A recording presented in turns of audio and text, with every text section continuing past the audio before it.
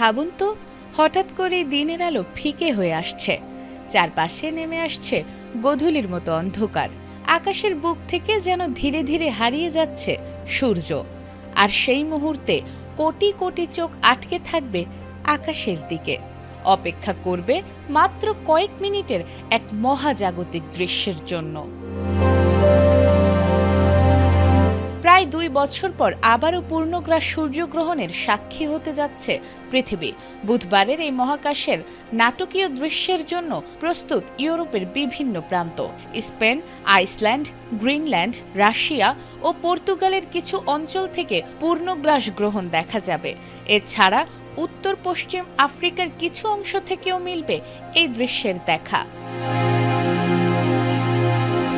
সবচেয়ে বড় আকর্ষণ স্পেন। 1999 সালের পর এই প্রথম ইউরোপের মূল ভূখণ্ডের একটি বড় অংশ থেকে পূর্ণ সূর্যগ্রহণ দেখার সুযোগ তৈরি হয়েছে। লিওন, জারাগোজা ও ভ্যালেন্সিয়ার মতো স্প্যানিশ শহরের আকাশেও কয়েক মিনিটের জন্য সূর্য পুরোপুরি ঢেকে যাবে। লিওনে স্থানীয় সময় রাত 8:28 দিকে শুরু হবে পূর্ণগ্রাস, স্থায়ী হবে প্রায় 2 মিনিট। আইসল্যান্ডের রাজধানী রেইনকিয়াভিকেও থাকবে বিশেষ মুহূর্ত। স্থানীয় সময় বিকেল 5:48 দিকে শুরু হবে পূর্ণগ্রাস। তবে এই মহাজাগতিক আয়োজনের সবচেয়ে দীর্ঘ পূর্ণগ্রাস দেখা যাবে আটলান্টিক মহাসাগরের উত্তরাংশে, আইসল্যান্ডের পশ্চিমে। সেখানে স্থায়িত্ব হবে প্রায় 2 মিনিট 18 সেকেন্ড। তবে শেষ মুহূর্তে তাদের চিন্তার কারণ হয়ে দাঁড়িয়েছে আবহাওয়া।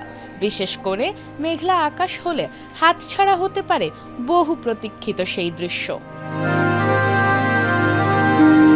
বাংলাদেশ থেকে অবশ্য পূর্ণগ্রাসের দৃশ্য দেখা যাবে না। তবে বাংলাদেশ সময় বুধবার রাত 9:34 শুরু হবে সূর্যগ্রহণ। পূর্ণগ্রাসের সর্বোচ্চ স্থায়িত্ব হবে প্রায় 2 মিনিট 18 সেকেন্ড। মূলত সূর্য, চাঁদ ও পৃথিবী যখন প্রায় একই সরল রেখায় অবস্থান করে এবং চাঁদ সূর্যের আলো পৃথিবীতে পৌঁছাতে বাধা দেয়, তখনই ঘটে সূর্যগ্রহণ। আর সূর্যের পুরো চাঁদটি চাঁদ ঢেকে ফেললে সেটি পূর্ণগ্রাস সূর্যগ্রহণ। এ সময় আকাশ অন্ধকার হয়ে আসে এবং সূর্যের চারপাশে দেখা যায় তার বাইরের বায়ুমণ্ডল বা করোনা। বিজ্ঞানীদের কাছেও তাই এই কয়েক মিনিট অত্যন্ত গুরুত্বপূর্ণ। তবে খালি চোখে সূর্যের দিকে তাকানো বিপজ্জনক। গ্রহণ দেখার সময় অবশ্যই ব্যবহার করতে হবে অনুমোদিত সোলার বা এক্লিপস গ্লাস। নাজমুন নাহার জান্নাত, এটিএন বাংলা।